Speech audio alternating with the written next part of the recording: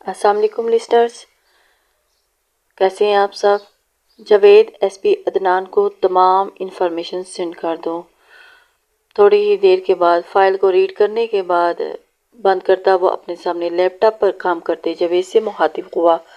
سر، میں نے صبح ہی عدنان سر کو تمام انفارمیشن سینڈ کر دی ہیں۔ شام تک آپ کو ہر ٹی وی چینل پر چودھری اسماعیل کے بارے میں سننے کو ہی ملے گا۔ Good, very good. Mutasim Khan, وہ جو اس کے ساتھ ملوث ہے، اور اس کے سارے کاموں میں اچھی طرح سب کا بایو ڈیٹا نکلوا لوں گا۔ اور سفیان اسماعیل پر ذرا خود بھی نظر رکھو، مجھے اس کے بارے میں A to Z انفارمیشن چاہیے۔ معتصم خان کچھ دیر کے سوچتا ہوا ٹیبل پر پڑا پیپر ویٹ گھماتا ہوا۔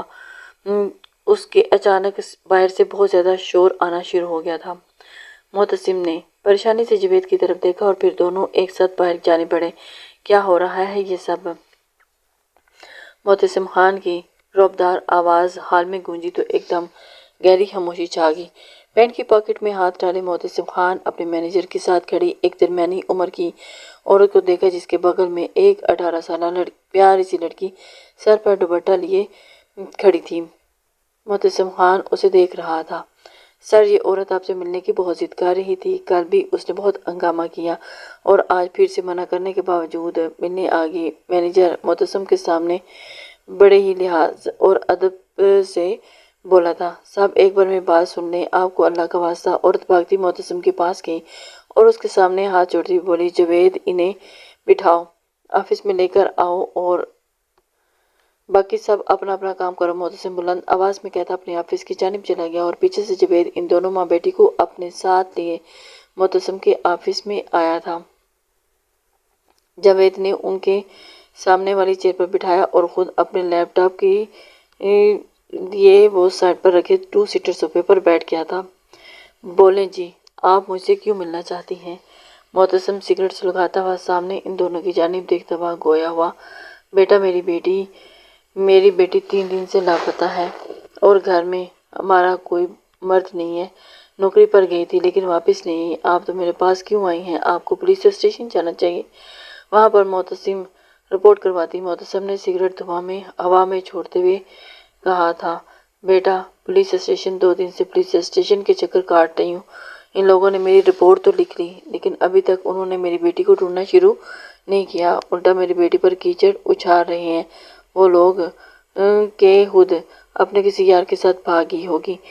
صاحب، خدا کی قسم، میری بیٹی بالکل ایسی نہیں ہے۔ عورت روتی ہوئی بول دی تو ساتھ بیٹھی لڑکی بھی رونے لگی۔ کہاں سے آئی ہیں آپ؟ معتصم نے سوچتے ہوئے پوچھا اور اسے بہت غصہ آ رہا تھا ان پولیس آفیسرز پر جو ملک کے رکھوالے ہو کر ایسے کام سر انجام دے رہے تھے۔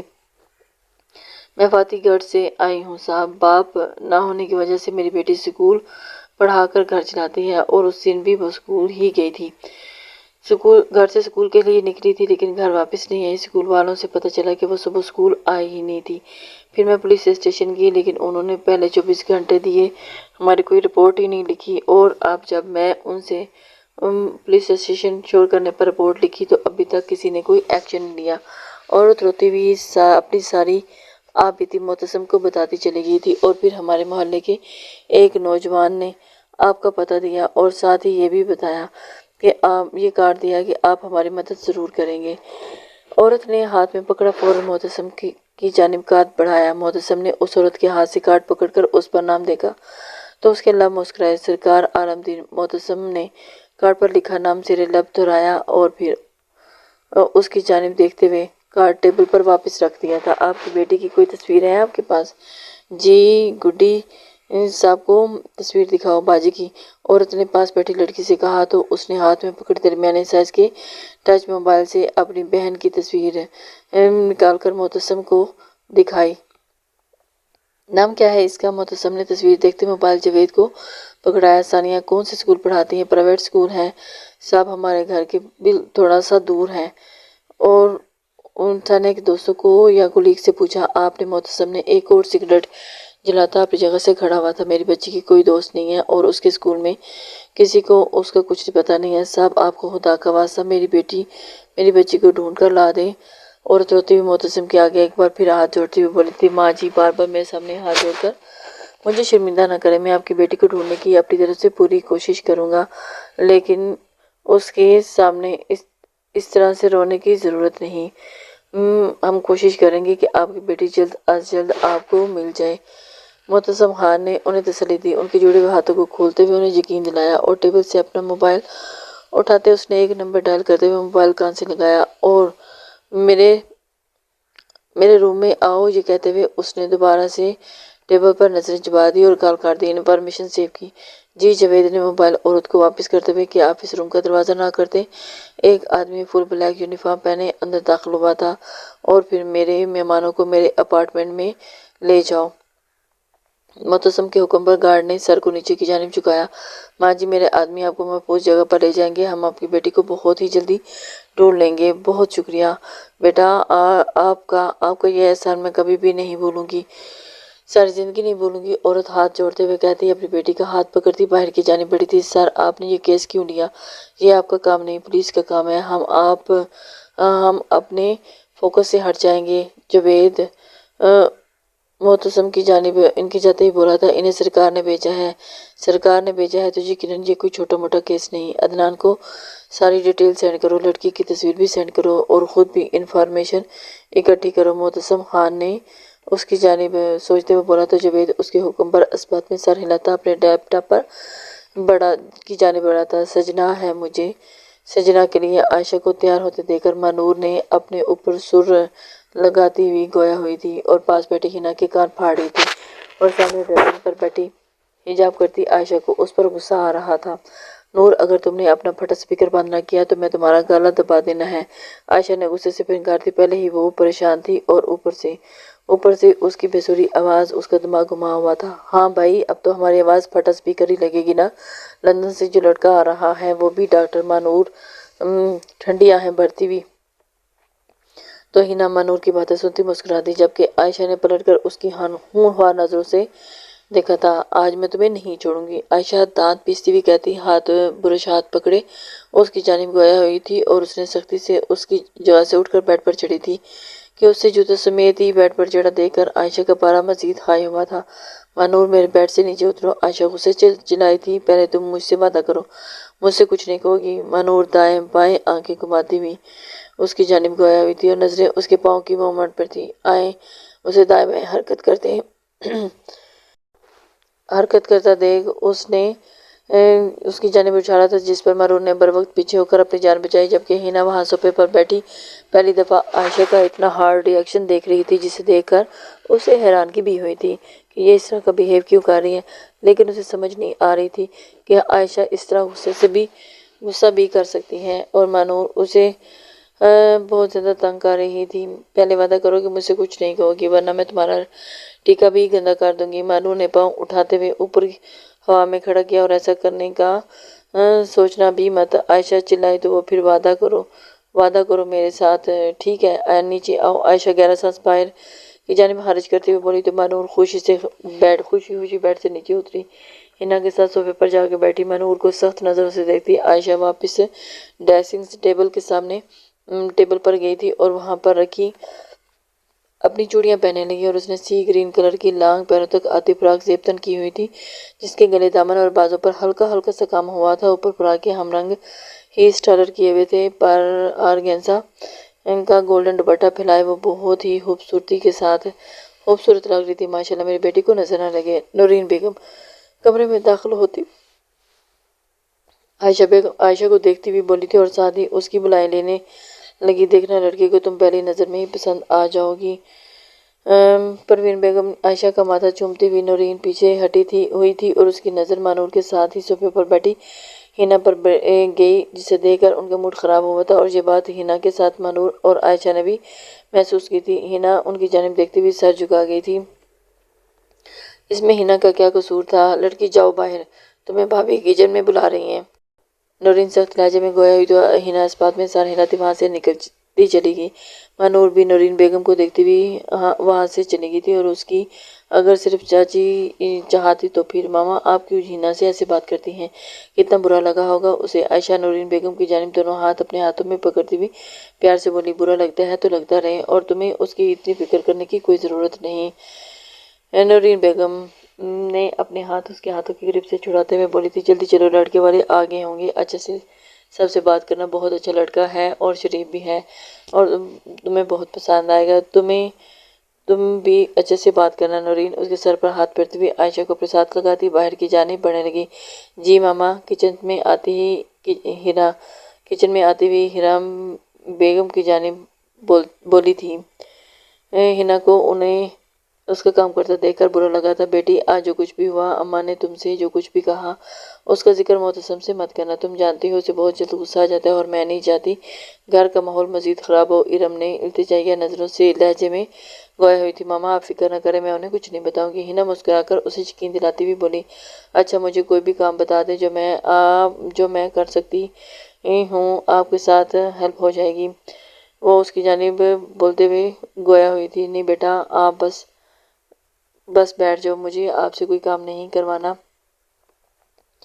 سب کام ہو گیا ہے، تمہیں کچھ بھی کرنے کی ضرورت نہیں، مجھے اچھا نہیں لگ رہا۔ آپ اکیلی کچن میں کام کر رہی ہیں، وہ بھی میرے حصے کا۔ وہ منہ بناتی ہوئی ارم بیگم کی اس معصوم سی حرکت پر مسکرا دی تھی۔ نہیں میں اکیلے کہاں، ملازم بھی تو میرے ساتھ لگی ہوئی ہیں، اگر پھر بھی تمہیں کچھ کرنا چاہیے تو چائے کپس میں ڈال دو۔ ارم کے کہنے پر ہنا ہوش ہوتی ہوئی کپس ترتیب سے رکھتی ہوئی ان میں چائے ڈالنے لگی۔ گرنے کے ڈر سے ہنا آرام آرام سے کپ میں چائے سرو کر رہی تھی کہ اچانک پیچھے سے مانور نے زور سے اس کے کندھوں کو پکڑتے ہوئے اس کے کان میں ہلکی سی چیخ لگائی کہ ہنا جو بڑے دھیان سے اپنا کام کر رہی تھی کہ ڈرتی ڈگمگائی اور ساری چائے اس کے بائیں ہاتھ پر گر گئی تھی۔ ہاتھ پر ہوتی جلن پر ہنا کی چیخیں بلند ہوئی تھی اور مانور کے ساتھ ساتھ ارم بھی پریشان ہوتی اس کی جانب آئی۔ آئی ایم سو سوری ہنا، مجھے اندازہ نہیں تھا کہ تم کام کر رہی ہو، مانور منہ بوکھلاتی ہوئی بولی۔ ہنا کی ہاتھ کی پونچھ ساری سرخ ہو چکی تھی اور مانور تو کوئی ڈھنگ کا کام کر لیا کرو، ہر وقت بچوں کی جیسی حرکتیں کرتی رہتی ہو۔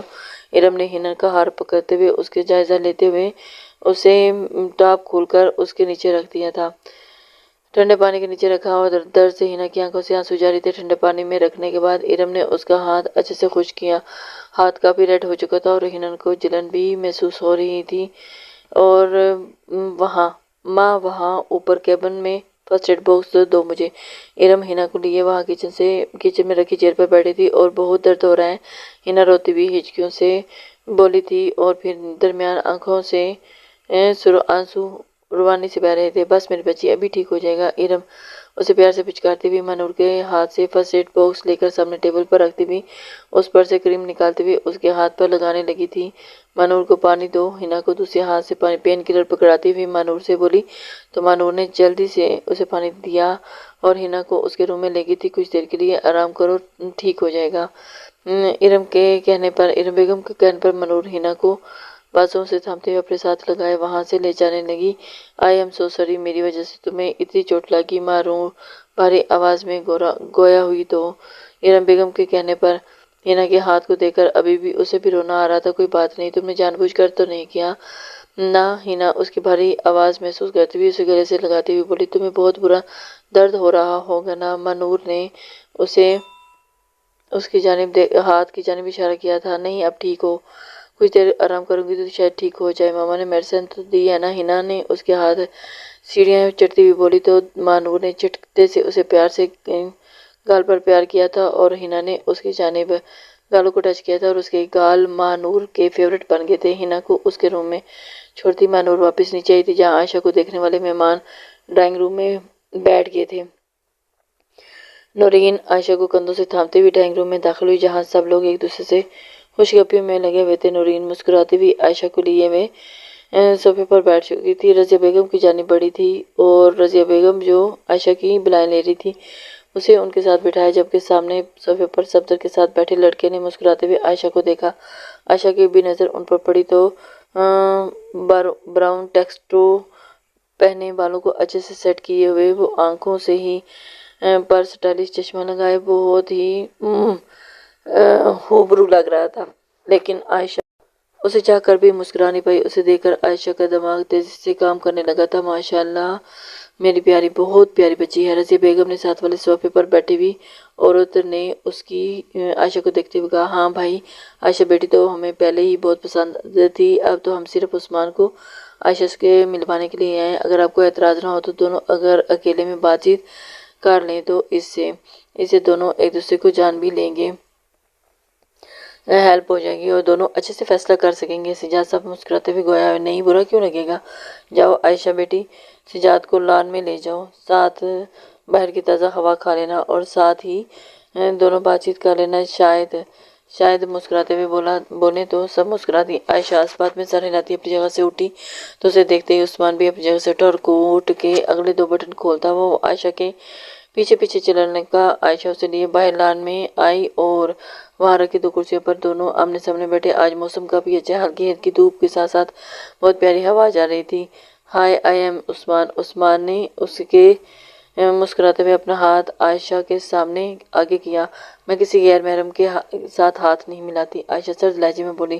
چہرہ ایک دم سپاٹ تھا اور رات بھر وہ اسے بھگانے کے منصوبے بناتی رہی اور ابھی وہ شادی نہیں کرنا چاہتی تھی اور یہ بات وہ اپنے ماں باپ یا کسی اور کے ساتھ نہیں کرنا چاہتی تھی، اسی لیے اس نے ساری رات منصوبے بنائے تھے۔ یہی وجہ تھی کہ وہ گھر والوں سے اگر وہ خود اس رشتے سے انکار کرتی تو اس کی ماں نے رو رو کا برا گھر سر پر اٹھا لینا تھا اور دن رات اسے لیکچر سننے کو ملنا تھا کہ فلاں نے شادی کر لی تمہاری عمر میں اور اس کے 2 اور 5 بچے ہیں اور تم ابھی کے ابھی کنواری بیٹھی ہو۔ اسی وجہ سے یہ برداشت نہیں کر سکتی تھی اور اس نے اس لڑکی کو ہی بھگانا کا سوچا تھا، اسے بس ایسا ہی کچھ کرنا تھا کہ لڑکا خود ہی اس رشتے سے انکار کر دے۔ عائشہ کے کرارے جواب پر عثمان نے ڈھیٹ ہوئے اپنا ہاتھ ہی اپنے پہلو میں واپس لے لیا تھا۔ آپ کیا کرتی ہیں؟ کافی دیر کے بعد عثمان نے خود ہی ہمت کرتے سوال پر کچھ زیادہ نہیں، صبح سوتی ہوں، دن کو دوستوں کے ساتھ گھومتی ہوں اور رات کو کلب میں جاتی ہوں، وغیرہ پارٹی کرتی ہوں اور دوستوں کے ساتھ خوب انجوائے کرتی ہوں۔ بہت مزہ آتا ہے، عائشہ مسکراتی عثمان کو جھٹکا۔ کسی نامحرم سے ہاتھ نہیں ملاتی اور کلب میں جاتی ہیں۔ عثمان کو تھوڑی مینٹل ہی لگی تھی۔ عثمان اس کی حرکت پر ایک دم سے حیران ہوا تھا۔ میری معصوم شکل پر اور پہناوے پر مت جانا، کیونکہ اصل میں اس کے بالکل برعکس ہوں، عائشہ نے کہتے اپنی فراق کی سائڈ پر بنی پاکٹ میں سے سگریٹ نکالتے لبوں سے لگائی اور لائٹر سلگاتے ہوئے اس کی جانب دیکھا تھا اور جو اسے دیکھ کر ایک دم حیران ہوا، پھٹی آنکھوں سے دیکھ رہا تھا۔ تم پیو گے؟ عائشہ نے گہرا بھرا ہوا کش ہوا میں پیر چھوڑا تھا اور اب سب یہی ایک سچ تھا، وہ سگریٹ پیتی تھی۔ محبت جدائی کے غم نے اسے لت میں مبتلا کر کے رکھ دیا تھا جس کا گھر کے کسی افراد کو معلوم نہیں تھا۔ آپ سگریٹ پیتی ہیں؟ عثمان نے حیرانگی سے پوچھا تھا۔ کیوں، آپ کو سگریٹ پینے والی لڑکیاں اچھی نہیں لگتی؟ عثمان نے بھی نفی میں سر ہلایا تھا۔ مجھے تو لگا تھا کہ آپ باہر سے آئے ہیں، آپ کو ایسی لڑکیاں اچھی لگتی ہوں گی، لیکن آپ تو بالکل ہی پپو ٹائپ کے نکلے۔ عائشہ گہرا کش لیتے ہوئے گویا عثمان کو کھانستا ہوا اپنی جگہ سے اٹھا اور اندر کی جانب بڑھ گیا تھا۔ اسے جاتا دیکھ کر عائشہ مسکرائی۔ مشن سکسیسفل، بہت اچھا کیا عائشہ میری جان، تم تو بہت اچھی ایکٹریس ہو۔ ختم ہوئی سگریٹ کو نیچے پھینکتی ہوئی پاؤں سے مسلتی وہ پاکٹ میں ڈالتی ہوئی فریش اپ نکالتی منہ میں ڈالتی اندر کی جانب گئی تھی اور اب سب سامنے معصوم بننے کی ایکٹنگ بھی تو کرنی تھی نا۔ عائشہ ڈرائنگ روم میں داخل ہوئی تو سب نے ایک ساتھ اس کی جانب دیکھا۔ سب کو خود کی جانب دیکھتا دیکھ کر عثمان نے اس کی جانب دیکھا اور انکل آپ کو میری بات پر یقین نہیں تو اپنی بیٹی سے پوچھ لیں، بتاؤ انہیں سب کچھ جو تم ابھی باہر مجھ سے کہہ رہی تھی۔ میں نے کیا کہا؟ آپ ہی مجھے کہہ رہے، عائشہ نے معصوم شکل بناتی ہوئی بولی تھی، تم نے سب کچھ باہر مجھ سے کہا تھا، کلب میں جاتی اور تم سگریٹ بھی پیتی ہو۔ عثمان صاف مکرتے ہوئے دیکھ کر اپنی جگہ سے اٹھتا ہوا بولا۔ ڈرائنگ روم میں بیٹھے سب لوگ کچھ دیر پہلے مسکرا رہے تھے، خاموش بیٹھے سچویشن کو سمجھنے کی کوشش کر رہے تھے، جبکہ حنا باہر دروازے کے پاس کھڑی چپ ساری باتیں سن رہی تھی، کیونکہ اسے مہمانوں کے سامنے آنے کی اجازت نہیں تھی۔ دیکھیں، آپ کو مجھ سے شادی نہیں کرنی تو نہ کریں، لیکن اس طرح سے مجھ پر الزام لگانے کی ضرورت نہیں مجھ پر، عائشہ روتی ہوئی بولی تو وہاں پر نکلتی اپنے کمرے میں بھاگی۔ حنا بھی اس کے پیچھے اس کے کمرے میں گئی تھی۔ اور بس بہت ہو گیا، اب میں اپنی بہن پر کوئی الزام برداشت نہیں کروں گا۔ سب تو جو کب سے خاموش بیٹھا ان کی باتیں سن رہا تھا اٹھتا ہوا بولا، وہ کیسی ہے، کیا کرتی ہے، ہم سب جانتے ہیں، اگر وہ ایسا کچھ کرتی ہوتی تو ہمیں پتا ہوتا۔ سجاد بالکل، اگر تمہارے بیٹے کو میری بیٹی پسند نہیں تو انکار کر دیتا، میری بیٹی کے اوپر اس طرح الزام لگانے کی کیا ضرورت تھی؟ شاہد صاحب بھی ہبکی سے گویا ہوئے تھے۔ شادی مجھے بھی نہیں، آپ کی بیٹی کو نہیں کرنی، میرے سامنے کچھ اور تھی اور آپ لوگوں کے سامنے آتے ہی معصوم بن گئی۔ مام ڈیڈ، یا مجھے یہاں ایسی لڑکی سے کوئی شادی نہیں کرنی۔ عثمان غصے سے بولا تھا، تم کیا انکار کرتے ہو؟ ہم خود انکار کرتے ہیں۔ ہماری بیٹی تم جیسا لڑکا ڈیزرو ہی نہیں کرتی۔ میری پاک صاف بیٹی پر اتنا گھٹیا الزام لگا دیا تم نے۔ ہم سوچے اس کے کردار کی گواہ ہم خود ہیں اور سب سمجھے۔ آپ نورین بھڑک اٹھی تھی۔ شاہد ابھی ہم چلتے ہیں، بعد میں بات کروں گا تم سے۔ سجاد اپنی جگہ سے اٹھتا کہتا ہوا اپنی جگہ پر بیگم اور بیٹے کو لیتا وہاں سے چلا گیا تھا۔ پیچھے سب خاموش ہو کر رہ گئے تھے، جبکہ نورین بیگم تو ان کے آنکھوں میں آنسو بہنے لگے تھے۔ وہ سوچ بھی نہیں سکتی تھی کہ ان کے ساتھ ایسا کوئی ڈرامہ ہوگا۔ یہ جان بوجھ کر کہ عائشہ تم کے پیچھے مانور اس کے کمرے میں داخل ہوتی بولی تھی، جب ڈریسنگ ٹیبل کے سامنے کھڑے ہوتے ہوئے اپنی چوڑیاں اتار رہی تھی۔ کیا کیا میں نے؟ عائشہ نے دائیں ابرو اچکائے پوچھا تھا۔ میں نے تمہاری اس لڑکے کے ساتھ ہوئی ساری گفتگو سن لی ہے، جو تمہیں آج وہ کرنے کے بعد دیکھا ہے، جو اس سے پہلے جو ہم نے کبھی بھی سوچا بھی نہیں تھا، تمہارے حوالے سے خواب میں بھی نہیں سوچا ہوگا۔ مانور اس کے روبرو کھڑی ہوتی، اگر تم دیکھ سن لیا ہے تو پوچھ کیوں رہی ہو؟ عائشہ بنا حیران ہوئی بولی تھی، تم نے ایسا کیوں کیا؟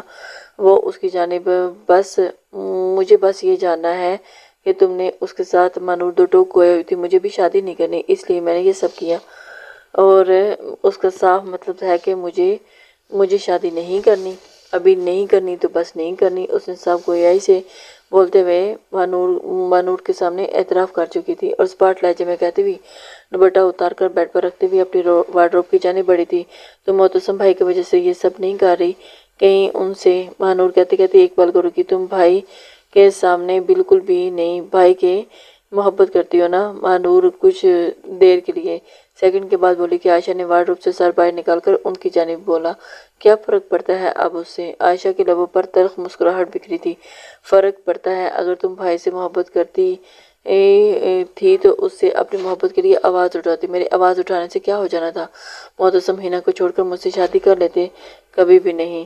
اور پھر زمانہ گواہ ہے کہ مرد کی محبت نے ہمیشہ عورت کی محبت پر فتح پائی ہے، اور کبھی میرے کھڑے ہونے کی ضد کرنے سے معتصم اگر مجھ سے شادی کر بھی لیتے تو کیا ہوتا؟ ان کے دل میں ہمیشہ کبھی وہ مقام نہیں بنا پاتی جو ہینا کا ہے۔ جانتی ہو، مرد جس عورت سے محبت کرتا ہے نا، اس کے لیے اس کی من چاہی عورت وہی ہوتی ہے، اس کے ساتھ ہی وہ اپنی زندگی بڑھ کر کوئی اور شے نہیں ہوتی، اور کوئی بھی دوسری شے مرد کے دل و دماغ پر اثر نہیں کر سکتی سوائے اس کی من پسند عورت کے۔ تو تم بتاؤ، ایسی محبت کا میں کیا کرتی جو سوائے مجھے رسوائی اذیت کے کچھ نہیں دیتی؟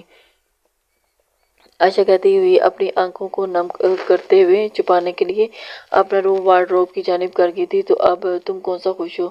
ابھی تو اذیت میں ہی ہو، اور بس کچھ دن، یہ اذیت بس کچھ دن کی ہے، مہینوں کی نہیں۔ وہ اذیت تا عمر رہتی جو میں معتصم کے کبھی برداشت نہیں کر پاتی۔ شاید تو یہ شادی کر کے اس وقت اذیت کو بھی ختم نہیں کر دیتی کیونکہ ابھی شادی نہیں کرنا چاہتی، یا پھر یہ سمجھو کہ تم خود اس اذیت سے باہر نکلنا نہیں چاہتی۔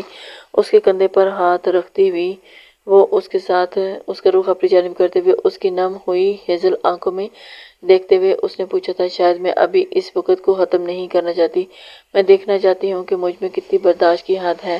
عائشہ کا لہجہ سپاٹ تھا، جبکہ اس کے سامنے کھڑی مانور اس کی جانب دیکھتے ہوئے حیرت کی دہلیز پار کر چکی تھی، اور اسے اس کی کنڈیشن کا بالکل بھی اندازہ نہیں تھا کہ عائشہ اس قدر سپاٹ ہو چکی تھی۔ نور کی آنکھوں سے آنسو بہنے لگے۔ مانور نے روتے اسے شدت سے اپنے گلے لگایا تو عائشہ نے بھی اس کے گرد بازوں کا حصار کھینچا۔ اتنے دنوں کے بعد کسی سے اپنے دل کی بات کر کے اس کے دل کا تھوڑا سا بوجھ کم ہوا تھا، اور اسے بہت بیٹر فیل ہو رہا تھا۔ کافی دنوں کے بعد اس نے اپنے دل کی بات کسی سے نہیں کی تھی۔ جب سے معتصم نے ہینا سے نکاح کیا تھا، عائشہ نے اپنا درد اپنے دل میں چھپا کے رکھا ہوا تھا، ورنہ اتنے دنوں سے وہ اکیلی ہی اس تکلیف سے گزر رہی تھی۔ گھر والوں کے سامنے خوش رہنے کا ناٹک کر کے راتوں کو وہ اپنی ناکام محبت پر روتی تھی۔ سناٹا چھایا ہوا تھا۔ قاسم پورے حال میں سرسری سی نظر ڈالتا ہوا اپنے کمرے کی جانب گیا۔ کمرے کا دروازہ کھول کر کمرے میں داخل ہوا اور کمرے میں گہرا اندھیرا چھایا ہوا تھا۔ ایک ہاتھ کو دوسرے ہاتھ سجائی ہوئی وہ بے ہوش سی اپنی نیند میں بیڈ پر سو رہی تھی۔ سجائی نہیں دے رہا تھا، اندازے سے چلتے۔ کاظم نے سوئچ بورڈ ڈھونڈتے کمرے کی لائٹ جلائی۔ کمرے کی صفائی کو دیکھ کاظم کو اندازہ ہو گیا تھا کہ اس کی لومڑی سارا دن اس روم میں نہیں آئی تھی اور کمرہ ہر سو ویران اور سنا سنا دکھائی دے رہا تھا۔ کاظم یہ سوچ کر ہی حیران تھا کہ امیرہ آج سارا دن اس کے کمرے میں نہیں آئی۔ ہر چیز سلیقے سے اپنی جگہ پر پڑی ہوئی تھی۔ کاظم خان مسکراتا، نفی میں سر ہلاتا، اپنا سامان ٹیبل پر رکھتا، کوٹ اتار کر ہاتھوں میں پکڑتا، بازوں کے کپ فولڈ کرتا۔ وہ وارڈروب کی جانب بڑھا اور اپنا آرام دہ سوٹ لیے کاظم فریش ہونے واش روم گیا تھا اور کچھ دیر کے بعد وہ واش روم سے نکھرا سا واش روم سے باہر نکلا۔ اپنے کالے گھنے دار نم بالوں میں ہاتھ پھیرتا وہ اپنے کمرے سے باہر نکلا اور اس کا سیدھا رخ پروین بیگم اور سکندر صاحب کے کمرے کی جانب کیا اور اسے پتا تھا کہ اس کی لومڑی اسے وہاں ہی ملے گی۔ کاظم ان کے کمرے کے باہر پہنچا اور بنا ناک کیے وہ لاک کا ہینڈل گھماتا کمرے میں داخل ہوا، لیکن یہاں بھی خالی کمرہ اس کا منہ چڑھا رہا تھا۔ خالی کمرے کو دیکھ کر اس کا اب کام کاظم خان کے ماتھے پر بال نمودار ہوئے تھے۔ کمرے کے دروازے کو واپس بند کرتے کاظم باہر آیا۔ رانی کاظم کی اونچی آواز ہال میں گونجی تو رانی دوپٹہ ٹھیک کرتی کچن سے باہر نکلتی ہال کے بیچوں بیچ کھڑے کاظم خان کو دیکھتے ہوئے گویا ہوئی تھی۔ جی صاحب، رانی ادب سے سر جھکائے بولی۔ گھر کے سبھی لوگ کہاں ہیں؟ سرد اور سپاٹ لہجے میں اس نے سب سر کیا۔ وہ صاحب جی سب روحان صاحب کی جانب گئے ہیں۔ کیا مطلب روحان صاحب کی جانب؟ کیوں؟ وہ فوزیہ بی بی جی کے بھائی اور ان کی فیملی آئی ہے، شاید ان سے ملنے۔ رانی کہتی دوبارہ سر جھکا گئی۔ اور امیرہ کدھر ہے؟ کاظم جانتا تھا کہ وہ کدھر ہے، لیکن پھر بھی اسے جان بوجھ کر پوچھا۔ وہ بھی ادھر ہی ہیں، رانی سر جھکائے ہی بولی تھی۔ کاظم نے اپنی پٹیاں پیچھی۔ صاحب کھانا لگاؤں؟ رانی کاظم کے چہرے کے نقوش دیکھ کر آہستگی سے گویا ہوئی تھی۔ نہیں، مجھے کھانا نہیں کھانا، جاؤ پہلے جا کر امیرہ کو بلا کر لاؤ۔ کاظم کہتا ہوا ٹی وی لاؤنج کی جانب چلا گیا تھا۔ پیچھے رانی اس کی پشت کو دیکھتی کندھے اچکاتی روحان صاحب کی پورشن میں کی جانب بڑھی تھی، جہاں ہال میں رونق لگی ہوئی تھی اور دلاور صاحب آج ہی پاکستان آئے تھے اور انہی کی وجہ سے گھر میں بہت رونق تھی۔ سب سے پہلے اپنی بہن کے گھر آئے تھے۔ ڈنر کرنے کے بعد سب لوگ ہال میں بیٹھے خوش گپی میں مصروف تھے اور امیرہ شاہزر کے ساتھ بیٹھی باتوں میں مگن تھی کہ رانی اسے دیکھتے ہوئے اس کے قریب آئی اور اسے پکارا تھا، شاہزر، امیرہ بی بی جی۔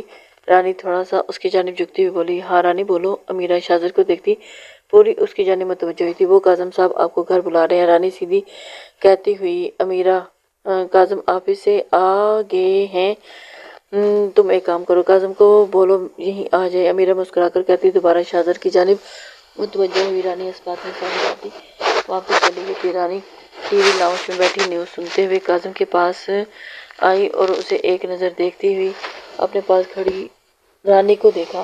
صاحب جی، امیرہ بی بی آپ کو ادھر ہی بلا رہی ہیں۔ رانی کہتی ہوئی خاموشی اور اس کی بات پر کاظم کے ماتھے پر بل پڑے تھے۔ تو مطلب اب وہ لومڑی کاظم خان کو حکم دے گی؟ واہ کاظم خان!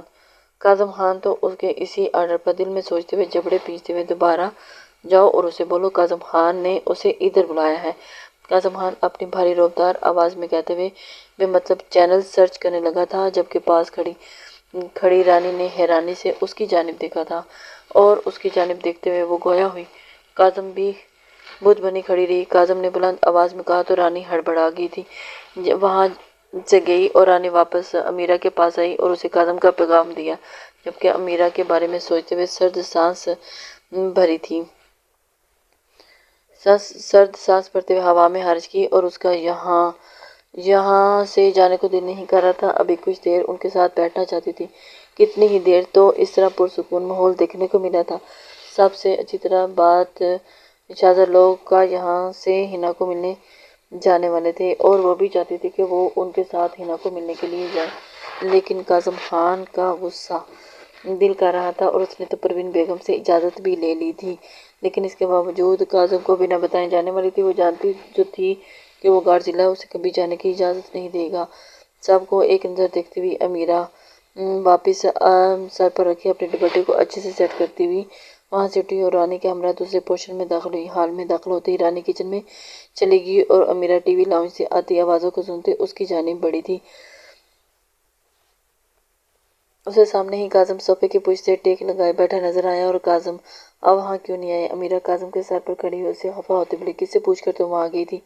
امیرہ کی بات کو اگنور کرتا اس کی جانب دیکھتا ہوا انتہا کے سرد لہجے میں بولا تھا کہ امیرہ کو اس کی سرد آنکھیں دیکھ کر ایک پل کے لیے ہو پایا تھا۔ کاظم ماما کی طرف گئی تھی۔ اب 2 قدم کے فاصلے پر جانے کے لیے مجھے آپ کی اجازت لینی پڑے گی، امیرہ اپنی سبز آنکھوں سے اس کی آنکھوں میں جھانکتے ہوئے بولی تھی، دیکھتے ہوئے بولی، اور 1 قدم کا فاصلہ طے کرنے کے لیے بھی تمہیں اجازت درکار ہے۔ سمجھی تم میری اجازت کے بغیر تم اس شہر سے نہیں نکل سکتی۔ کاظم کے لہجے میں اور آنکھوں کے سرد پن کو محسوس کرتے ہوئے امیرہ کے دل بے ترتیب انداز میں دھڑکا تھا۔ کاظم خان کا یہ روپ اس کے لیے بالکل نیا تھا، اور پھر اس کے لیے بالکل نیا جب وہ سوچتی تھی کہ وہ کاظم خان کو سمجھ چکی ہے، تبھی کاظم خان کچھ ایسا کرتا جس سے اسے پھر سمجھنے کے لیے وقت درکار ہوتا اور اپنی سوچ غلط لگتی تھی۔ امیرہ، جب بھی میں آپ سے آؤں تو تم میرے انتظار کرتی نظر آؤ۔ کاظم نے اسٹیچو بنی امیرہ کا ہاتھ پکڑ کر اپنی جانب کھینچا، جس سے امیرہ لہراتی اس کے سینے پر گری اور اس کے سینے کا حصہ بنی تھی۔ امیرہ، جو اس سب کے لیے بالکل بھی تیار نہیں تھی، بوکھلاتی ہوئی اس کے سینے سے سر اٹھاتی کاظم کے چہرے کی جانب دیکھنے لگی۔ میں نے تمہیں شاہزر کے نزدیک جانے سے منع کیا تھا۔ شاہزر نہ۔ کاظم امیرہ کی کمر کے گرد اپنے بازو مضبوط حصار باندھتے ہوئے اپنے وجود سے اسے ٹکراتے رہے۔ اس نے کہا تھا، اور میں شاہزر سے ہی دور بیٹھی تھی اور میں نے اس بار اسے ٹچ بھی نہیں کیا۔ امیرہ اپنی کمر پر ہوتی درد کو برداشت کیے بولی، بے شک دور بیٹھی تھی، لیکن مجھے گوارا نہیں کہ کوئی تمہیں دیکھے بھی۔ تمہارے اس حسین چہرے کو دیکھنے کا حق صرف اور صرف میرا ہے۔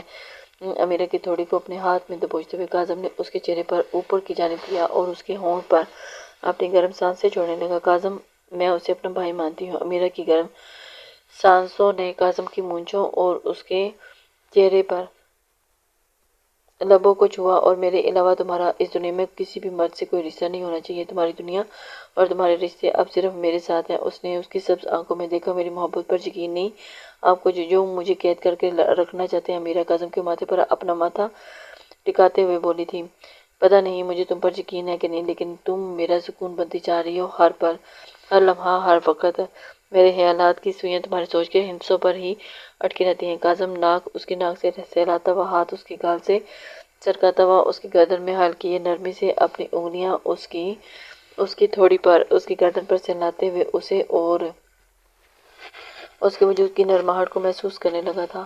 اگر آپ کو مجھ پر یقین نہیں، میری محبت پر اعتبار نہیں، تو بتائیں میں آپ کی زندگی میں کیا اہمیت رکھتی ہوں کہ آپ کے لیے؟ امیرہ کاظم کے ماتھے پر اپنا ماتھا ٹکاتے ہوئے اسے گویا آنکھوں میں دیکھتے ہوئے ہٹاتی ہوئی آنکھوں میں دیکھتے ہوئے کہنے لگی، تمہارا یہ چہرہ ہر وقت میری آنکھوں کے سامنے رقص کرتا ہے، تمہاری باتیں میرے دماغ کو پرسکون کرتی ہیں، تمہاری مسکان میرے ہونٹوں کو پر مسکان لاتی ہیں، اور تمہارے وجود کی نرماہٹ مجھے سکون دیتی ہے۔ تمہارے سوا دنیا کی کوئی عورت مجھے اپنی طرف مائل نہیں کر سکتی۔ تمہاری باہوں جیسا سکون مجھے دنیا میں کسی چیز میں نہیں ملتا۔ کاظم خان سرگوشی کرتا ہوا اس کے لبوں کے ارد گرد اپنے لبوں پر پھیرتا ہوا ایک ہاتھ سے اپنے سینوں کی رعنائیاں اس پر الجھاتا ہوا امیرہ کی دھڑکنوں کو بری طرح سے منتشر کر گیا تھا۔ اور اس قدر اہم ہونے کے باوجود بھی آپ کو مجھ پر یقین نہیں؟ ٹوٹی بکھری سانسوں کے ساتھ وہ درمیان میں کہتی ہوئی اپنے سینے پر رینگتے ہوئے اس کے ہاتھوں کی موومنٹ کو روکنے کے لیے اس کے ہاتھ کو اوپر اپنے ہاتھ رکھ گئی تھی۔ میں چاہتا ہوں کہ تم پر تمہاری محبت پر یقین کرنا، لیکن کیا کروں؟ میں مجبور ہوں، میری سوچوں پر اب میرا اختیار نہیں۔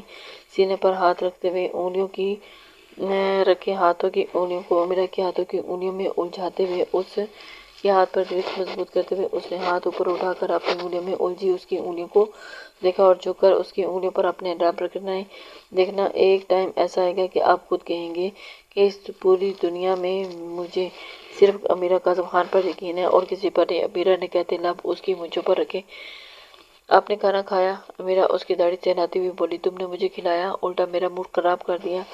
تمہیں تو چاہیے تھا کہ بس محبت ہی کرنی آتی ہے، بس محبت کیسے جتائی جاتی ہے یہ ابھی تمہیں سکھانا پڑے گا۔ کاظم اپنے ہاتھ میں قید اس کے ہاتھ کو اپنے سینے پر سر پر کے پیچھے گھما کر اپنے اوپر اور نزدیک کرتا ہوا معنی ہدی سے بولا تھا، اچھا بتائیے کیسے جتائی جاتی ہے؟ اچھا تو کیسے جتائی جاتی ہے محبت؟ امیرہ اس کے دو بدو ہوتے ہوئے آنکھوں کو گھماتے ہوئے سوچنے والے انداز میں بولی تھی، محبت محبوب کو خوش کر کے کاظم امیرہ کے لبوں پر ہلکے سے لب رکھتا ہوا بولا تو امیرہ خائف ہوتی ہوئی اپنا سر تھوڑا سا پیچھے کی جانب سرکا گئی تھی، کیونکہ اور کتنا ہوش کروں آپ کو، کل رات آپ کو کافی ہوش کر چکی ہوں۔ امیرہ اپنی سبز آنکھیں پھیلاتی ہوئی بولی، ایک رات میں محبوب خوش نہیں ہوتا، اسے روز تھوڑا تھوڑا خوش کرنا پڑتا ہے۔ امیرہ کے کان کے پاس سرگوشی کرتا ہوا کان کی لو کو لبوں سے مسلنے لگا تھا کہ امیرہ کاظم کی مونچھوں اور داڑھی کی چبھن سے امیرہ کے وجود میں سرد لہر سرایت کر گئی۔ تو آپ کو روز خوش کرنے کے لیے مجھے کیا کرنا ہوگا؟ امیرہ کاظم کے سینے پر ہاتھ رکھتی ہوئی تھوڑا سا اس کے سینے پر دباؤ ڈالتی ہوئی گویا ہوئی تھی، اور وہ اسے خود سے پیچھے کی جانب پش کرتی ہوئی بولی، مجھے روز اس سیاہ نشان کا دیدار کروانا ہوگا، روز اپنے لبوں سے میری مونچھوں کو چوم کر ان کے نیچے تڑپتے ان لبوں کی پیاس بجھانی ہوگی جو تمہارے لبوں کی نرماہٹ دیکھ پیاسے ہو جاتے ہیں۔ کاظم نے اپنے خشک ہوئے ہونٹ ایک بار پھر امیرہ کے نرم ہونٹ پر رکھے اور ہلکے سے ان کی نرماہٹ کو محسوس کرتا ہوا پیچھے ہوا، اور رات میری تکان خود سمیٹ کر مجھے سکون دینا ہوگا۔ کمر سے اسے دبوچتے ہوئے ہاتھ نکالتے ٹیشو شولڈر اس کی قمیض میں الجھاتے ہوئے آہستہ سے اس کی قمیض کندھے سے نیچے سرکانے لگا کہ امیرہ اس کی باتوں سے شرماتی گھبراتی اپنی کمر کو اس کی گرپ سے آزاد کرتی ہی ہاتھ اس کے سینے پر رکھتی جھٹکے سے اس سے پیچھے ہوئی، اور دوسرا ہاتھ کاظم کی گردن کے گرد الجھنے سے وہ واپس اسی سپیڈ سے کاظم کے سینے پر گری۔ کیوں ڈر رہی ہو؟ بس محبت کرنی آتی ہے، صرف محبت کرنے کا دعویٰ نہیں ہوتا، محبت میں محبوب کو خوش کرنا بھی ضروری ہوتا ہے، اور تمہیں تو بس محبت جتانا آتی ہے۔ کاظم خان اسے باور کروا رہا تھا اور اسے جج کرنے کے موڈ میں تھا۔ ضروری ہوتا ہے کہ وہ جو کہے وہ بھی کرنا ضروری ہوتا ہے، ورنہ محبوب کے روٹھ جانے کا خطرہ ہوتا ہے۔ کاظم کے بال اس کی گردن سے ہٹاتے اس کی گردن پر موجود اپنے دانتوں کے نشان پر انگوٹھا پھیرتے ہوئے گویا ہوا اور غور سے اس نشان کی جانب دیکھنے لگا جو اس کی کمزوری بن چکا تھا، جائزہ لینے لگا جو سرخ ہونے کے ساتھ ساتھ سائڈوں سے ہلکا نیلا ہو چکا تھا، جو کاظم خان نے اپنے پیار کی شدتیں لٹاتے ہوئے اسے نیلا کر دیا تھا۔ کاظم آپ کو ایسی باتیں کر کے میرا خون جلاتے ہیں، مجھے آپ کی ایسی باتوں سے ڈر لگتا ہے، آپ نارمل باتیں بھی تو کر سکتے ہیں۔ امیرہ اپنا ہاتھ اس کے ہاتھ سے ہٹاتے ہوئے چھڑانے کی کوشش کرنے لگی تھی، جو وہ چھوڑنے کا نام نہیں لے رہا تھا۔ وہ تو شکر تھا کہ گھر میں کوئی نہیں تھا، رانی بھی کچن کے کام کرنے میں مصروف تھی، گھسی ہوئی تھی، ورنہ کاظم کی بے باکی کے مظاہرے اگر یہاں کوئی دیکھ لیتا تو سب سمجھ لیتے کہ کاظم اس قدر بے باک انداز میں امیرہ کے ساتھ پیش آتا ہے۔ امیرہ کو تو کسی کو منہ دکھانے کے قابل ہی نہ رہتی، کاظم کھڑے کھڑے ہی بے ہوش ہو جاتا۔ امیرہ کو اس کی باہوں میں تڑپتی مچلتی بے ہوش ہونے کو تھی۔ نارمل باتیں کیسے ہوتی ہیں؟ مجھے تو اسی طرح کی باتیں کرنی آتی ہیں۔ کاظم اس کے ہاتھ کو مزید اپنے ہاتھ میں کھینچتا ہوا اسے اپنی جانب گویا کروا گیا تھا، مسکراتے ہوئے بولا، آپ میرا مذاق اڑا رہے ہیں؟ امیرہ اس کے مسکراتے لبوں کو دیکھ بچوں جیسے منہ بنا کر پھلا کر بولی تھی، کیا مذاق اس طرح اڑایا جاتا ہے؟ کاظم پرسوچ انداز میں بولا تھا، تو پھر کیسے اڑایا جاتا ہے؟ میری نظر میں تو مذاق ایسے ہی اڑایا جاتا ہے۔ امیرہ نے اسے توجہ دلواتے ہوئے بولی تھی، نہیں میں مذاق نہیں اڑا رہا، میں تو اپنی جان من کو بہت محبت اور پیار سے دیکھ رہا ہوں، تو اسے ہی مذاق اڑانا کہتے ہیں۔ چھوڑو ان سب باتوں کو، پھر کبھی بتاؤں گا، ابھی فی الحال مجھے بہت بھوک لگ رہی ہے، مجھے کھانا کھانے دو اس سے پہلے کہ تمہیں کھانا شروع کر دوں۔ کاظم امیرہ کا ہاتھ چھوڑتا قمیض کے اوپر سے ہی اس سیاہ نشان کو ڈھونڈنے کی کوشش کر رہا تھا، تو امیرہ کی جان حلق میں ہی اٹک چکی تھی۔ ابھی تو وہ ڈائننگ ٹیبل کے پاس تھے، اگر وہ روم میں ہوتے تو شدت سے اپنے لبوں سے چومتا پیچھے ہوا کہ امیرہ اس کی گرپ سے آزاد ہوئی، ملتے ہی ہامتی اس سے دور ہوئی تھی۔ آپ بہت بے شرم ہو گئی ہیں، امیرہ کہتی وہاں سے رکی نہیں تھی، بھاگتے کچن میں گم ہوئی تھی تاکہ اس کو کھانا کھلا دے، اگر کھانا نہ دیا تو وہ اس کی جان ہی کھا جائے گا، اور اپنی شدتیں اس پر لوٹانے کے لیے وہ ایک لمحہ بھی ضائع نہیں کرے گا۔ اس لیے امیرہ جلدی سے کچن کی جانب آئی، جبکہ کاظم اس کی سپیڈ کو دیکھ کر کھل کر مسکرایا اور اٹھتا ڈائننگ ٹیبل کی جانب بڑھا تھا۔ معتصم اپنے اپارٹمنٹ سے ہوتا ان دونوں ماں بیٹی کو ان کی ضرورت کی ہر چیز مہیا کرتا وہاں سے نکلا ہی تھا۔ سرکار نے اسے اس کام کے لیے بولا تھا تو وہ کیسے نہ کرتا؟ معتصم خان اپنے فرض اور اپنے کام کے اوپر بہت سنسیئر تھا اور اسے اپنا کام بخوبی سے کرنے کا آتا تھا۔ آج کا دن اس کا بہت تھکا دینے والا گزرا تھا۔ جسمانی تھکاوٹ سے زیادہ آج اسے ذہنی تھکاوٹ بہت زیادہ تھی۔ جو سگریٹ پھونکتے وہ کام کرنے کی کوشش کرنے میں لگا ہوا تھا۔ اس نے عدنان سمیت اپنی پوری ٹیم کو بھی ثانیہ کے کیس پر لگا رکھا تھا۔ وہ چاہتا تھا کہ جلد از جلد ثانیہ کا کیس کسی طریقے سے حل ہو جائے، اسی لیے اس نے اپنی پوری ٹیم کو اسی کام پر جتا دیا تھا۔ انہوں نے ثانیہ کے گھر سے اس کے اسکول کے راستے پر لگے کیمروں کی سبھی سی سی ٹی وی فوٹیج دیکھ لی تھی، جس سے انہیں یہ ایک بات تو واضح ہو گئی تھی کہ ثانیہ اسکول کے اندر داخل ضرور ہوئی تھی، لیکن اسکول سے چھٹی پر ثانیہ واپس گھر نہیں گئی تھی۔ اسے یہ ثبوت تو مل چکا تھا، لیکن آگے وہ کہاں گئی تھی یہ سب دیکھنے کے لیے اسے کوئی سراغ چاہیے تھا۔ معتصم خان نے بہت جلدی ہی یہ سراغ لگا لیا تھا اور واپس نکلنے کی کوئی فوٹیج نہیں تھی، جس سے شک کے دائرے میں سب سے پہلے سر فہرست سکول تھا، جس کی چھان بین کا ذمہ اس نے عدنان کو دیا تھا، جو ایک پولیس آفیسر ہونے کی وجہ سے وہاں کی پولیس کے ساتھ مل کر یہ کام بآسانی سے کر سکتا تھا اور اسے اس کام کے لیے زیادہ تگودو بھی نہیں کرنی پڑنی تھی اور بہت آسانی سے وہ اس کام کو ہینڈل کر سکتا تھا۔ اسی لیے اس نے سوچوں میں گمسم معتصم کی گاڑی گھر کے اندر داخل ہوئی۔ سوچوں کے سمندر سے نکلتے اس نے ختم ہوئی سگریٹ کو گاڑی سے باہر پھینک دیا تھا اور دوسری سیٹ سے اپنا کوٹ اٹھاتے وہ باہر نکلا تھا اور گہرا سانس بھرتے ہوئے وہ گھر کی جانب داخل ہوا۔ سوچوں میں گم تھا اور چلتے چلتے وہ اندر کی جانب بڑھا ہوا تھا۔ گھر میں بہت خاموشی چھائی ہوئی تھی۔ باہر کی جانب خالی کرتے وہ گھر کے اندر داخل ہوا۔ ہنا کے بارے میں سوچتے اس کے تنے اعصاب کئی حد تک ڈھیلے پڑے تھے۔ آج وہ جس حد تک تھک چکا تھا، جلدی سے اس کے وجود کو اپنی باہوں میں بھرتے وہ سکون حاصل کرنا چاہتا تھا اور اسی لیے وہ اپنی جانے جہاں کو دیکھنے کے لیے کا طلبگار تھا اور جلدی سے وہ چاہتا تھا کہ ہنا کو دیکھ لے تاکہ اس کی سارے دن کی تھکن دور ہو جائے۔ السلام علیکم۔ معتصم اپنے کمرے میں جانے کے بجائے ہال میں آیا، جہاں کمرے کے سب افراد بیٹھے ہوئے تھے سوائے لڑکیوں کے۔ وعلیکم السلام۔ سب نے آہستہ سے اس کے سلام کا جواب دیا تھا۔ معتصم خان دیکھ کر ایک دم سے خال میں یہاں وہاں نظریں دوڑاتا شجاعت صاحب کے ساتھ صوفے پر بیٹھا معتصم کے لیے اس کی بیگ پر پشت لگا گیا تھا۔ معتصم آنے سے ہلکی پھلکی گفتگو نہ ہوئی تھی، بند ہو گئی تھی، کیونکہ معتصم کے سامنے وہ اس قسم کا کوئی بھی ذکر نہیں کرنا چاہتے تھے، اسی لیے سب خاموش ہو گئے تھے۔ معتصم کو ان کا اس طرح پانی لاؤں تمہارے لیے؟ ارم معتصم کے تھکے انداز کو نوٹ کرتی اپنی جگہ سے اٹھتی بولی تھی، جی پلا دے۔ معتصم کہتا تھوڑا سیدھا ہو کر بیٹھا، کیا ہوا؟ آج سب اتنے خاموش کیوں ہیں؟ معتصم ماحول میں اتنا ایک تناؤ سا محسوس کرتا ہوا سب کی جانب گویا ہوا تھا۔ کچھ نہیں، اور اینڈ صفدر کی جانب دیکھتا ہوا آئی برو اچکا کر، وجہ جانی چاہیے۔ وہ آج عائشہ کے لیے جو رشتہ آیا تھا انہوں نے انکار کر دیا۔ صفدر رضیہ بیگم کی جانب دیکھتا ہوا بولا، کیوں انکار کیوں کیا انہوں نے؟ معتصم نے صفدر کی جانب دیکھتے ہوئے ارم کے ہاتھوں سے پانی کے گلاس پکڑتے ہوئے پوچھا تھا۔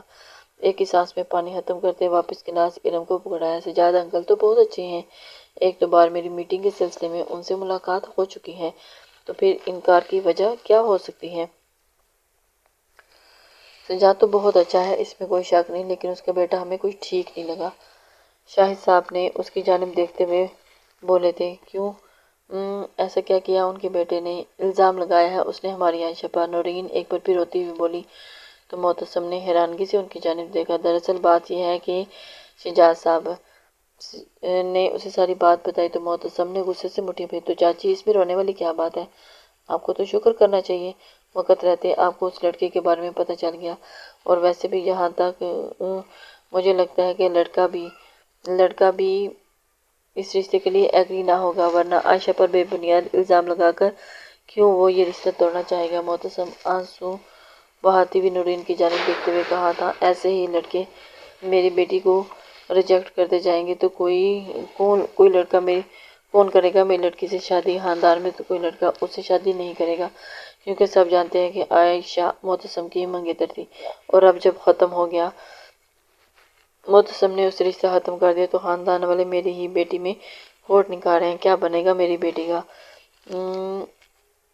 عائشہ کا نورین کا بین کر ایک بار پھر سے شروع ہو چکا تھا، جسے محتشم سخت اتار چکا تھا۔ ماما بس کر دیں، کیا کمی ہے ہماری عائشہ میں؟ دیکھنا اس کا ایک بہترین خاندان میں رشتہ ہوگا، ایک قابل لڑکا جو ہماری عائشہ کو بہت کی قدر کرے گا۔ تو پلیز اس طرح سے رونے دھونے سے کوئی ضرورت نہیں، یہ رونا دھونا بند کریں، اللہ سے اس کے نیک نصیب کی دعا کریں۔ صفدر سپاٹ سے انداز میں کہتا ہوا وہاں سے اٹھ کر چلا گیا تو پیچھے سے نورین بیگم بھی خاموش ہوتی منبھراتی رہ گئی تھی۔ کچھ دیر کے بعد سب اپنی اپنی باتوں میں مگن ہو چکے تھے۔ محتشم بھی نے ایک بار پھر سے سرسری سی نظر پورے ہال اور کچن پر ڈالی، لیکن اسے ہنا کہیں نظر نہ آئی۔ تو روم میں ہونے کا سوچتے اپنی جگہ سے کھڑا ہوا۔ تب محتشم تم فریش ہو جاؤ، میں تمہارا کھانا لگاتی ہوں۔ ارم بھی اسے دیکھتے ہوئے اپنی جگہ سے کھڑی ہوئی تھی۔ ماما کھانا روم میں ہی بھیج دیجیے گا، محتشم کہتا اپنا کوٹ بائیں بازو پر ڈالتا سیڑھیاں چڑھتا ہوا اوپر اپنے کمرے کی جانب بڑھا تھا۔ رضیہ بیگم اور نورین بیگم دور تک محتشم کی پشت کو گھورا تھا۔ اماں میں کبھی اس لڑکی کو معاف نہیں کروں گی، اس کی وجہ سے میری عائشہ کے ساتھ یہ سب ہو رہا ہے۔ نورین بیگم لفظوں کو چھپا کر بولی تو رضیہ بیگم نے اس کے سر پر ہاتھ رکھ کر اسے تسلی دی تھی۔ محتشم کمرے کا دروازہ کھول کر اندر داخل ہوا تو سامنے ہی اسے ہنا بیڈ پر سینے تک کمفرٹ اوڑھے بالکل سیدھی لیٹی ہوئی سوئی نظر آئی۔ تو کمرہ پورا روشن تھا۔ اسے اتنے سکون سے سوتے دیکھ کر محتشم کے لبوں پر مسکراہٹ بکھری تھی۔ دروازے کو اچھے سے لاک کرتا ہوا وہ بازو پر رکھا کوٹ سائیڈ پر رکھتا ہوا ہنا کی جانب بڑھا تھا۔ بڑے دیوان صوفے پر رکھتے بیڈ کی جانب بڑھا اور پاؤں شوز کے کیسے آزاد کیے وہ بیڈ کے اوپر چڑھا اور سر اپنا ہنا کے پیٹ پر رکھتا اس نے اس کے پیٹ کے گرد اپنے بازو کا حصار باندھتے اسے خود میں پینچا اور اپنے لب ہنا کے پیٹ پر رکھتے ہوئے اس نے سکون سے آنکھیں بند کی تھی۔ اپنے پیٹ پر بھاری بوجھ محسوس کرتے ہوئے ہنا نے آنکھ کھولی تو اس کی نظر اپنے پیٹ پر گئی اور گھنے براؤن بالوں کو دیکھ کر ہنا سمجھ گئی تھی کہ کون اس کے پیٹ پر بڑے حق سے لیٹا ہوا ہے۔ ہنا نے اپنی آنکھ اس کے سر سے ہوتی ہوئی نظر اس کے وجود پر گھسٹتی وجود پر بھاری جسامت نیچے اس کا وجود دب سا گیا تھا۔ وہ کیسے اس باڈی بلڈر جیسی جسامت والے انسان کے بوجھ کو اپنے اوپر برداشت کرتی تھی، یہ تو بس وہ ہی جانتی تھی۔ اور اسے محتشم کے کندھوں کو اپنے ہاتھوں سے ہلاتی ہوئی آواز میں بولی تو محتشم نے سر اٹھا کر اس کی جانب دیکھا تھا۔ کبھی تو میری نیند پوری ہونے دیا کریں۔ اس کی تھکاوٹ سے سرخ ہوتی ہوئی آنکھوں کو اپنی آنکھوں کی جانب دیکھتے ہوئے گویا ہوئی تھی، اور اپنی نیند پوری کرنے کے لیے تمہارے پاس سارا دن تھا اور پھر اب مجھے سکون چاہیے، تمہارے وجود میں میرا سکون ہے۔ محتشم کہتا اوپر کی جانب ہوتا ہوا ہنا کے وجود سے کمفرٹ سٹکاتا ہوا اس کے سینے پر سے رکھتا ہوا اس کے سارے وجود پر اس نے اپنی نگاہ ڈالتے ہوئے قبض ہوا تھا کہ اچانک اس کی نظر ہنا کے پہلو پر پڑی تھی اور اس کے بائیں ہاتھ پر جہاں گئی تو کریم لگی ہوئی دیکھ کر وہ جھٹکے سے سیدھا ہو کر بیٹھا تھا۔ یہ کیا ہوا؟ ہنا کا ہاتھ اٹھاتے اس کا جائزہ لیتے ہوئے محتشم خان کے چہرے کے نقوش ایک دم سے سخت ہوئے تھے، وہ چائے گرنے سے جل گیا۔ ہنا اپنا ہاتھ اس کے ہاتھ سے چھڑواتی ہوئی اپنے سامنے کرتی ہوئی بولی تھی اور اب اسے جلن نہیں ہو رہی تھی۔ کیسے گر گئی چائے؟ محتشم نے نرمی سے اس کی جانب دیکھتے ہوئے گویا ہوا تھا۔ وہ اس کا ہاتھ دوبارہ ہاتھوں میں لیا، وہ چائے میں کپ میں ڈال رہی تھی تو گر گئی۔ ہنا اس کے چہرے پر پریشانی دیکھتے تمہیں کس نے کہا تھا چائے کپ میں ڈالنے کے لیے؟ کسی نے بھی نہیں کہا تھا، اتنی ملازموں کی فوج ہے اور پھر تم کیوں کرو گی کام اس گھر میں، کسی سے بھی کہہ دیتی۔ محتشم دبے دبے غصے میں گھرایا تھا۔ چوٹ ہنا کو لگی تھی لیکن درد محسوس محتشم کر رہا تھا۔ اب پریشان نہ ہو، اتنی چوٹ نہیں لگی، اب تو مجھے درد بھی نہیں ہو رہا، ماما نے مجھے میڈیسن دے دی تھی اور اب تو بالکل پین کلر بھی کھلائی ہے اور اس پر آئنٹمنٹ بھی لگا دیا ہے، یہ تو ڈاکٹر دیکھ کر بتائے گا کتنی چوٹ لگی ہے اور کتنی نہیں۔